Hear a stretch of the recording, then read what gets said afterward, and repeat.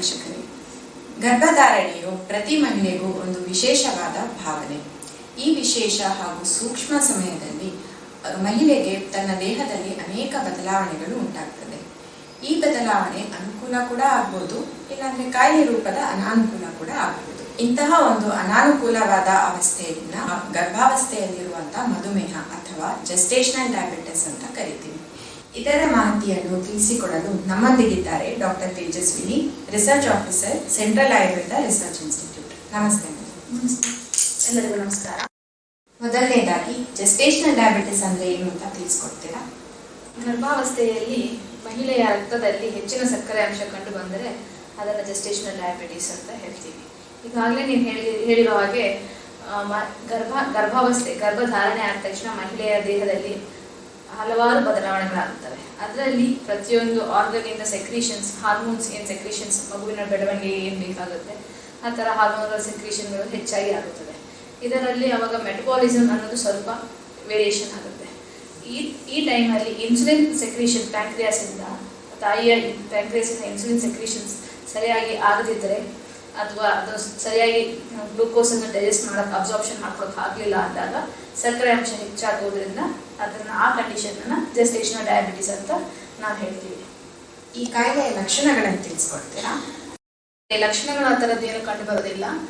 But ಮೊದಲನೇ ನಾವು doctor ಹತ್ರ ಹೋದಾಗ ಏನು ಫಸ್ಟ್ ಟೆಸ್ಟ್, ಯೂಶಲಿ ಅದು ಮ್ಯಾಂಡೇಟರಿ ಟೆಸ್ಟ್ ಥರ ಶುಗರ್ನ ಓರಲ್ ಗ್ಲೂಕೋಸ್ ಟಾಲರೆನ್ಸ್ ಟೆಸ್ಟ್ ಅಂತ ಮಾಡ್ತಾರೆ. ಅದರಲ್ಲಿ ಶುಗರ್ ಲೆವೆಲ್ಗಳು ಜಾಸ್ತಿ ಆಗಿ ಬಂದಾಗ ಅದಕ್ಕೆ ಬೇಕಾದಂಥ ಚಿಕಿತ್ಸೆಯನ್ನು ಕೊಡ್ತಾರೆ. ಇಲ್ಲ ಅಂದರೆ ಅದನ್ನು ಮತ್ತೆ ಮರುಪರೀಕ್ಷಣೆ ಮಾಡ್ತಾರೆ. ಸಾಮಾನ್ಯವಾಗಿ ಡಯಾಬಿಟಿಸಲ್ಲಿ ಕಂಡುಬರುವಂಥ ಲಕ್ಷಣಗಳೇನೆ ಇಲ್ಲೂ ಕಂಡುಬರುತ್ತದೆ. ಯಥೇಚ್ಛವಾಗಿ ಮೂತ್ರ ವಿಸರ್ಜನೆ ಆಗುವಂಥದ್ದು, ಮತ್ತು ಅತಿಯಾದ ಬಾಯಾರಿಕೆ ಆಗುವಂಥದ್ದು, ಅತಿಯಾಗಿ ಹಸಿವಾಗುವಂಥದ್ದು, ಆಮೇಲೆ ರಿಕರೆಂಟ್ ಇನ್ಫೆಕ್ಷನ್ಸ್ ಆಗುವಂಥದ್ದು, ಯೂರಿನ್ ಇನ್ಫೆಕ್ಷನ್ಸ್ ಆಗಲಿ, ವೆಜೈನಲ್ ಇನ್ಫೆಕ್ಷನ್ಸ್ ಆಗಲಿ, ಸ್ಕಿನ್ ಇನ್ಫೆಕ್ಷನ್ಸ್ ಆಗಲಿ, ಈ ಥರ ಇನ್ಫೆಕ್ಷನ್ಸ್ ಆಗುವಂಥದ್ದು, ದೃಷ್ಟಿ ಮಂದಗೊಳ್ಳುವಂಥದ್ದಾಗಲಿ, ಈ ಥರ ಹಲವಾರು ಲಕ್ಷಣಗಳು ಸೇಮ್ ಡಯಾಬಿಟಿಸ್ನಲ್ಲಿ ಹೇಗೆ ಸಿಂಪ್ಟಮ್ಸ್ ಇರುತ್ತೋ ಅದೇ ಸಿಂಪ್ಟಮ್ಸ್ ಕೂಡ ಇಲ್ಲೂ ಇದಾಗುತ್ತೆ. ಬಟ್ ಏನು ಅಂತ ಅಂದರೆ ಯೂರಿನ್ ಹೆಚ್ಚಾಗಿ ಆಗುವಂಥದ್ದು ಗರ್ಭಾವಸ್ಥೆಯಲ್ಲೂ ಕೂಡ ಆಗುತ್ತೆ. ಯಾವಾಗ ಬ್ಲ್ಯಾಡರ್ ಮೇಲೆ ಗರ್ಭಾಶಯ ದೊಡ್ಡದಾಗ್ತಾ ಇದ್ದಾಗ ಪ್ರೆಷರ್ ಬಿದ್ದಾಗ ಕೂಡ ಹಲವಾರು ಬಾರಿ ಯೂರಿನ್ ಹೋಗೋ ಚಾನ್ಸಸ್ ಕೆಲವರಿಗೆ ಇರುತ್ತೆ. ಸೊ ಅವ್ರಿಗೆ ಡಿಫ್ರೆನ್ಶಿಯೇಟ್ ಮಾಡೋದಕ್ಕಾಗೋದಿಲ್ಲ. ಸೊ ಅದಕ್ಕೆ ನಾವೇನು ಮಾಡ್ತೀವಿ, ಮ್ಯಾಂಡೇಟ್ರಿ ಆಗಿ ಫಸ್ಟ್ ಟ್ರೈಮಿಸ್ಟ್ರಲ್ಲಿ ಟೆಸ್ಟ್ ಮಾಡ್ತಾರೆ. ಮತ್ತು 24 ಅಥವಾ 26th ವೀಕಲ್ಲಿ ಆವಾಗ ಕೂಡ ಅದನ್ನು ಟೆಸ್ಟ್ ಮಾಡಿ ಕಂಡುಹಿಡಿತಾರೆ, ನೋಡ್ತಾರೆ, ಶುಗರ್ ಲೆವೆಲ್ಸ್ಗೋಸ್ಕರ ಮಾಡಿರ್ತಾರೆ. ಈಗ ನೀವು ಟೆಸ್ಟ್ ಅಂತ ಹೇಳಿದ್ರಲ್ಲ ಡಾಕ್ಟರ್, ಯಾವ್ಯಾವ ಪರೀಕ್ಷೆ ಮಾಡ್ತಾರೆ? ಮೊದಲನೇ ಟ್ರೈಮಿಸ್ಟ್ರಲ್ಲಿ ಮಹಿಳೆ ಗರ್ಭಿಣಿ ಆದಾಗ ಬಂದಾಗ ಡಾಕ್ಟರ್ ಹತ್ರ ನಾವೇನು ಮಾಡ್ತೀವಿ, ಓರಲ್ ಗ್ಲೂಕೋಸ್ ಟಾಲರೆನ್ಸ್ ಟೆಸ್ಟ್ ಅಂತ ಮಾಡ್ತೀವಿ, OGTT ಅಂತ. ಇದರಲ್ಲಿ ಏನು ಮಾಡ್ತಾರೆ ಅಂದರೆ 75 grams ಅಷ್ಟು ಗ್ಲೂಕೋಸನ್ನು ಮಹಿಳೆಗೆ ಒಂದೇ ಸರಿ ಕುಡಿಯೋದಕ್ಕೆ ಹೇಳ್ತಾರೆ. ಇರ್ರೆಸ್ಪೆಕ್ಟಿವ್ ಆಫ್ ಫುಡ್, ಅಂದರೆ ಆಹಾರ ತೊಗೊಂಡೇ ಇರಲಿ ಅವರಿಗೆ ಸಕ್ಕರೆಯನ್ನು ಒಂದು ಸರ್ತಿ ಕುಡಿಸ್ತಾರೆ. 300 ml ನೀರಿನಲ್ಲಿ ಡೈಲ್ಯೂಟ್ ಮಾಡಿಬಿಟ್ಟು ಒಂದು 5-10 ನಿಮಿಷದೊಳಗಡೆ ಆಕೆಗೆ ನೀರನ್ನು ಕುಡಿಯೋಕ್ಕೆ ಹೇಳ್ತೀವಿ. ಅದಾದ ತಕ್ಷಣ 2 ಅವರ್ ಆದಮೇಲೆ ಮತ್ತೆ ಶುಗರ್ ಲೆವೆಲ್ಸ್ನ ಬ್ಲಡ್ಡಲ್ಲಿ ಎಷ್ಟಿದೆ ಅಂತ ಅಂದ್ಬಿಟ್ಟು ಟೆಸ್ಟ್ ಮಾಡ್ತಾರೆ. ಇದನ್ನು ಓರಲ್ ಗ್ಲೂಕೋಸ್ ಟಾಲರೆನ್ಸ್ ಟೆಸ್ಟ್ ಅಂತ ಹೇಳ್ತೀವಿ.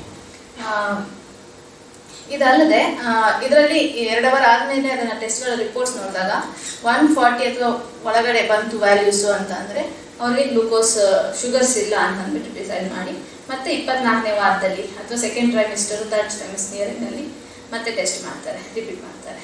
ಸೇಮ್ ಇದೇ ಟೆಸ್ಟನ್ನು ರಿಪೀಟ್ ಮಾಡ್ತಾರೆ.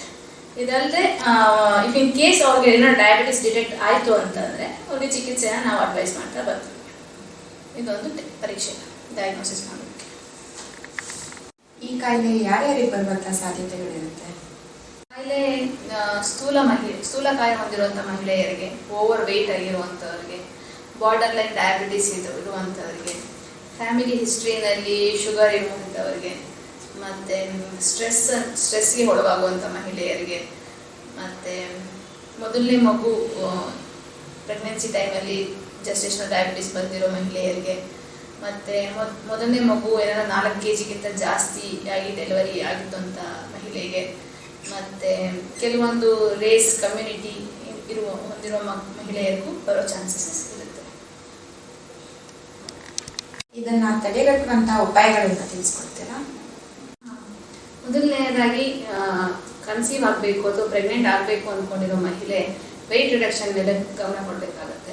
ಸೊ ಒಮ್ಮೆ ತನ್ನ ವೆಯ್ಟ್ ರಿಡಕ್ಷನ್ ಪ್ಲ್ಯಾನಿಂಗ್ನ ಮಾಡ್ಕೊಳ್ಳೋದು ಬೆಸ್ಟು. ವೆಯ್ಟ್ ರಿಡಕ್ಷನ್ಗೆ ಮಾಡ್ಕೊಳ್ಳೋದಕ್ಕೆ ಮತ್ತು ಫಿಸಿಕಲ್ ಆ್ಯಕ್ಟಿವಿಟಿನ ಜಾಸ್ತಿ ಮಾಡಬೇಕಾಗತ್ತೆ. ಯಾಕೆಂದರೆ ಫಿಸಿಕಲ್ ಆ್ಯಕ್ಟಿವಿಟಿ ಕಮ್ಮಿ ಇರುವಂಥವ್ರಿಗೆ ವೆಯ್ಟ್ ಗೇನ್ ಆಗೋಂಥ ಚಾನ್ಸಸ್ ಜಾಸ್ತಿ ಇರುತ್ತೆ. ಸೊ ವೆಯ್ಟ್ ಗೇನ್ನ ಮಾನಿಟರ್ ಮಾಡ್ಕೋಬೇಕಾಗುತ್ತೆ ಕನ್ಸೀವ್ ಆಗೋಕ್ಕಿಂತ ಮುಂಚೆ. ಮತ್ತು ಹೆಲ್ದಿ ಫುಡ್ ಹ್ಯಾಬಿಟ್ಸ್ನ ಡೆವಲಪ್ ಮಾಡ್ಕೋಬೇಕಾಗತ್ತೆ. ಫೈಬರ್ ಕಂಟೆಂಟ್ ಇರೋಂಥ ಆಹಾರನ ಜಾಸ್ತಿ ತೊಗೋಬೇಕು. ಪ್ರೋಟೀನ್ ಕಂಟೆಂಟ್ನ ತೊಗೋಬೋದು ಯಥೇಚ್ಛವಾಗಿ. ಮತ್ತು ಫ್ಯಾಟ್ ಲಿಮಿಟೆಡ್ ಕಂಟೆಂಟ್ ನೋಡಿಕೊಂಡು ಫ್ಲ್ಯಾಟ್ ಬೇಸ್ಡ್ ಫ್ಯಾಟ್ ಕಂಟೆಂಟ್ಸು ಮತ್ತು ಫ್ರೂಟ್ಸ್ ಆ್ಯಂಡ್ ವೆಜಿಟೇಬಲ್ಸ್ ಯಥೇಚ್ಛವಾಗಿ ತೊಗೋಬೇಕು. ನಟ್ಸ್ ಅಂತ ಆಹಾರ, ನಟ್ಸು ಇವೆಲ್ಲ ಇನ್ಕ್ಲೂಡ್ ಮಾಡಬೇಕು.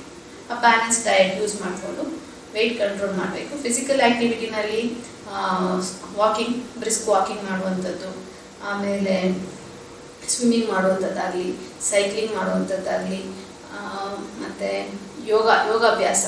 ಈಗಿನ ಸಿಚುಯೇಷನ್ನಲ್ಲಿ ಆಲ್ಮೋಸ್ಟ್ ಎಲ್ಲರೂ ವರ್ಕಿಂಗ್ ವುಮೆನ್ನೇ ಆಗಿರ್ತಾರೆ. ಜೊತೆಗೆ ಸ್ಟ್ರೆಸ್ ಅನ್ನೋದು part and parcel ಹೋಗ್ಬಿಟ್ಟಿರುತ್ತೆ.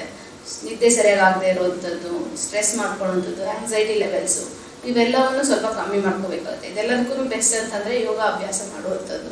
So physical ಆ್ಯಕ್ಟಿವಿಟಿನೂ ಆಗುತ್ತೆ, ಹಾಗೆ ಮೈಂಡನ್ನು ಕೂಡ ಕಾಮಾಗಿಡೋಕ್ಕೆ ಹೆಲ್ಪ್ ಮಾಡುತ್ತೆ ಯೋಗ ಒಂದೊಂದು ಅಭ್ಯಾಸ ಮಾಡ್ಕೋಬೇಕಾಗುತ್ತೆ. ವರ್ಕ್ ಪ್ರೆಷರ್ ಇದ್ದೇ ಇದೆ ಎಲ್ಲರಿಗೂ. ಇವಾಗ ವಾಟ್ಸಾಪಿಂದ ಆಗಲಿ, ಫೋನ್ಗಳಲ್ಲಿ ಅರ್ಧ ಕೆಲಸಗಳು ಮಾಡುವಂಥದ್ದು ಆಗ್ತಾ ಇರುತ್ತೆ. ಕಂಟಿನ್ಯೂಸ್ ಈಗಿಂದ ಈಗಲೇ ಅದೇ ರಿಪೋರ್ಟ್ಸ್ ಬೇಕು ಹಾಗೆಲ್ಲ ಕೇಳ್ತಿರ್ತಾರೆ. ಎಷ್ಟೇ ಸ್ಟ್ರೆಸ್ ಇದ್ರೂ ಮಧ್ಯದಲ್ಲಿ ಒಂದು ಸ್ವಲ್ಪ ಬ್ರೇಕ್, ತಮಗಂತ ಒಂದು ಸ್ವಲ್ಪ ಬ್ರೇಕ್ ತೊಗೊಂಡು ವಾಕಿಂಗ್ ಮಾಡೋದಾಗಲಿ ಅಥವಾ ಸ್ಮಾಲ್ ರಿಲ್ಯಾಕ್ಸೇಷನ್ ಯೋಗ ಪ್ರಾಕ್ಟೀಸ್, ಯೋಗ ಬ್ರೇಕ್ ಅಂತಲೇ ಹೇಳಿದ್ದಾರೆ, ಅದನ್ನು ಮಾಡೋದಾಗಲಿ, ಇದೆಲ್ಲ ಮಾಡಿಕೊಂಡು ಸ್ವಲ್ಪ ಗಾಡಿಯನ್ನು ವೆಹಿಕಲ್ಸಲ್ಲಿ ಬೈಕ್ ರೈಡ್ ಮಾಡೋದು ಸ್ವಲ್ಪ ದೂರ ತನಕ ತೊಗೊಂಡು ನಿಲ್ಲಿಸಿ ಸ್ವಲ್ಪ ವಾಕ್ ಮಾಡೋ ಥರದ್ದು, ಈ ಥರ ಸಣ್ಣ ಸಣ್ಣ ಪ್ರಾಕ್ಟೀಸ್ ಚೇಂಜಸ್ನ ಮಾಡ್ಕೊಳ್ತಾ ಬಂದರೆ ವೆಯ್ಟ್ ಲಾಸ್ ಆಗೋದಕ್ಕೂ ಹೆಲ್ಪ್ ಆಗುತ್ತೆ. ಜೊತೆಗೆ ಮೈಂಡ್ ಕೂಡ ಕಾಮ್ ಆಗಿರೋದಕ್ಕೆ ಹೆಲ್ಪ್ ಆಗುತ್ತೆ.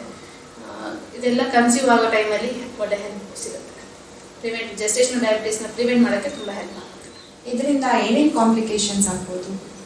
ಜೆಸ್ಟೇಷನಲ್ ಡಯಾಬಿಟೀಸ್ ಆದಾಗ ತಾಯಿಗೆ ಮತ್ತು ಮಗುವಿಗೆ ಸಂಪ್ರಮಾಣವಾದಂತಹ ಅಪಾಯಗಳಿರುತ್ತದೆ.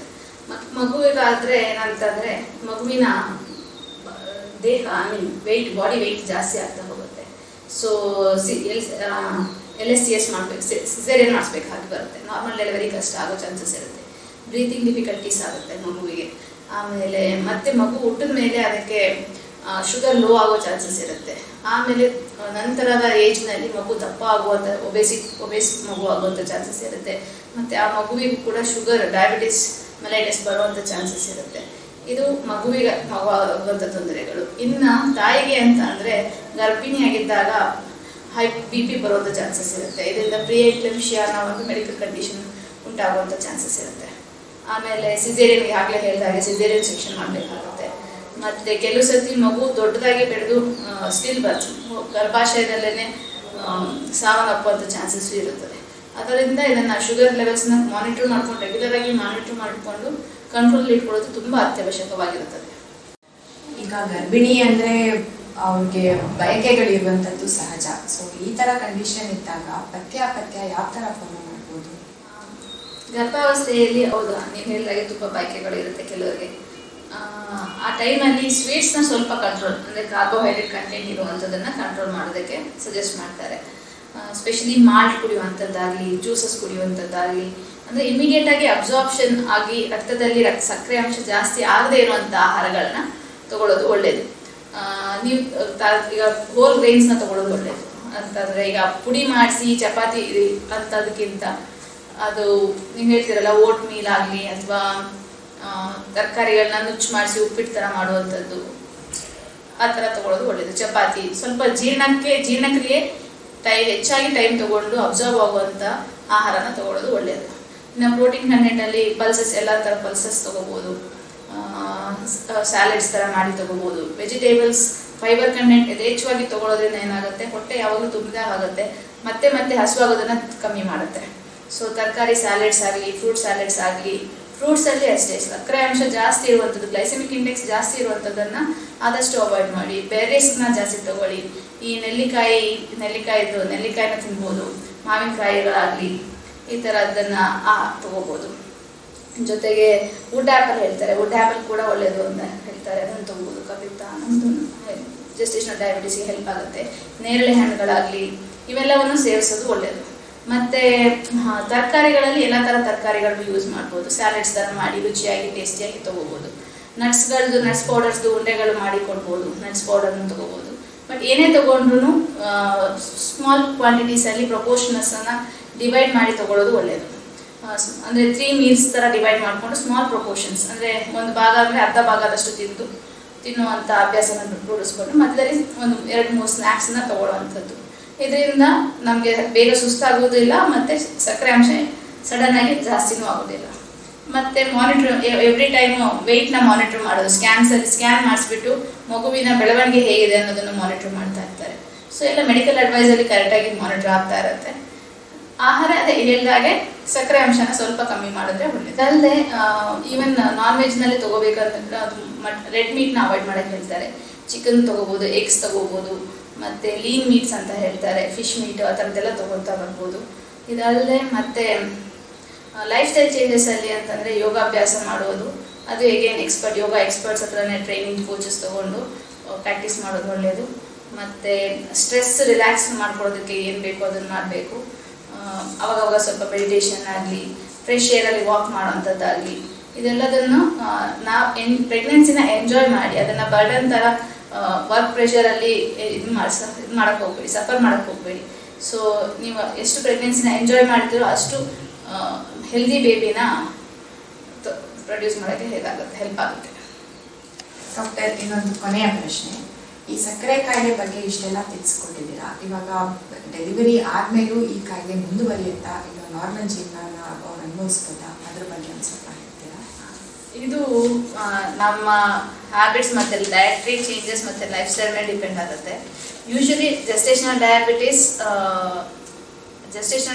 ಮಗು ಡೆಲಿವರಿ ಆದ ತಕ್ಷಣ ಹೊರಟೋಗ್ಬಿಡುತ್ತೆ, ಕೆಲವರಿಗೆ ಬರೋದಿಲ್ಲ. ಅದನ್ನು ಫಸ್ಟ್ 2 ವೀಕ್ಸ್ ಲಾಸ್ಟ್ ಡೆಲಿವರಿ ಆದಮೇಲೆ 2 ವೀಕ್ಸ್ ತನಕ ಮಾನಿಟರ್ ಮಾಡ್ತಾರೆ ಶುಗರ್ ಲೆವೆಲ್ಸನ್ನು. If in case sugar levels ನಾರ್ಮಲ್ಗೆ ಬಂತು ಅಂತ ಅಂದರೆ ಅವ್ರಿಗೆ ಯಾವುದೋ ಮೆಡಿಸಿನ್ಸ್ ಆಗಲಿ ಅಥವಾ ಬೇರೆ ಏನೋ ಹೇಳ್ತಕ್ಕೆ ಮ್ಯಾನೇಜ್ ಮಾಡೋದಕ್ಕೆ ಹೇಳ್ತಾರೆ. ಇಫ್ ಇನ್ ಕೇಸ್ ಮತ್ತೆ ಶುಗರ್ ಆ ಥರ ಕಂಟ್ರೋಲ್ ಬಂದಿಲ್ಲ ಅಂತ ಅಂದರೆ ಟ್ರೀಟ್ಮೆಂಟ್ ಡಯಾಬಿಟಿಸ್ ಕಂಟ್ರೋಲ್ ಮಾಡ್ತಾರೆ. ಬಟ್ ಎವ್ರಿ 6 ಮಂತ್ಸ್ ಒಂದ್ಸತಿ ಶುಗರ್ನ ಚೆಕ್ ಮಾಡೋಕ್ಕೆ ಹೇಳ್ತೀವಿ. ಇದರಲ್ಲಿ ಬರುವಂಥ ಚಾನ್ಸಸ್ಸು ಹೆಚ್ಚಾಗಿ ಇರುತ್ತೆ ಮಹಿಳೆ ಒತ್ತಡದಲ್ಲಿ ಇದ್ದಾಗ, ಅಥವಾ ಒಮ್ಮೆ ಮಗು ಜನಿಸಿದ ಮೇಲೆ ತಾಯಿ ಆದವಳು ಮಗುವಿನ ಮೇಲೇ ಹೆಚ್ಚು ಗಮನವನ್ನು ಕೊಡೋಕ್ಕೆ ಶುರು ಮಾಡ್ತಾಳೆ. ತನ್ನನ್ನು ತಾನು ಮರೆತು ಬಿಟ್ಟು ಮಗುವಿನ ಮೇಲೆ ಗಮನ ಕೊಡೋಕ್ಕೆ ಶುರು ಆಗ್ತಾರೆ. ಅದು ಆಗದೆ ಇರೋ ಹಾಗೆ ತಮ್ಮ ಮೇಲೂ ಸ್ವಲ್ಪ ತಮ್ಮ ಆರೋಗ್ಯದ ಕಡೆ ಗಮನ ಕೊಡಬೇಕಾಗುತ್ತೆ. ರೆಗ್ಯುಲರ್ ಆಗಿ ವಾಕಿಂಗ್, ಎಕ್ಸಸೈಸಸ್ ಮತ್ತು ಯೋಗ ಇವೆಲ್ಲ ಅಭ್ಯಾಸಗಳು ಮಾಡಿಕೊಂಡು ಹೆಲ್ದಿ ಲೈಫ್ ಸ್ಟೈಲ್ನ ಅಳವಡಿಸ್ಕೊಂಡಿದ್ರೆ ಜೆಸ್ಟೇಷನಲ್ ಡಯಾಬಿಟಿಸ್ ಆಗಿದ್ದು ಮತ್ತೆ ಅದು ಟೈಪ್ 2 ಡಯಾಬಿಟಿಸ್ ಆಗದೆ ಇರೋ ಹಾಗೆ ನೀವು ತಡಿಬಹುದು. ಅದಕ್ಕೆ ನಿಮ್ಮ ಆರೋಗ್ಯದ ಮೇಲೆ ಸ್ವಲ್ಪ ಗಮನ ಇಟ್ಟು ನಿಮ್ಮ ಆರೋಗ್ಯವನ್ನು ಕಾಪಾಡಿಕೊಳ್ಳಿ. ಡಯಟ್ರಿ ಚೇಂಜಸ್ ಮತ್ತು ಲೈಫ್ ಸ್ಟೈಲ್ ಚೇಂಜಸನ್ನು ಮಾಡಿಕೊಂಡು ಒಂದು ಸ್ಟ್ರೆಸ್ ಫ್ರೀ ಆದ ಪ್ರೆಗ್ನೆನ್ಸಿನ ಎಂಜಾಯ್ ಮಾಡಿಕೊಂಡು ಮಾಡಿದರೆ ಒಳ್ಳೆ ಹೆಲ್ದಿ ಬೇಬಿನ ನೀವು ಪಡಿಬಹುದು. ಸೊ ಜೆಸ್ಟೇಷನಲ್ ಡಯಾಬಿಟಿಸ್ ಬಂತು ಅಂತಂದರೆ ಗಾಬರಿ ಬಿಡುವಂಥದ್ದು ಬೇಡ. ಅದನ್ನು ಸರಿಯಾದ ಚಿಕಿತ್ಸೆಯಿಂದ ನೀವು ಕಂಟ್ರೋಲ್ ಇಟ್ಕೊಂಡು ಒಳ್ಳೆ ಸಂತಾನವನ್ನು ಪಡೆಯಬಹುದು.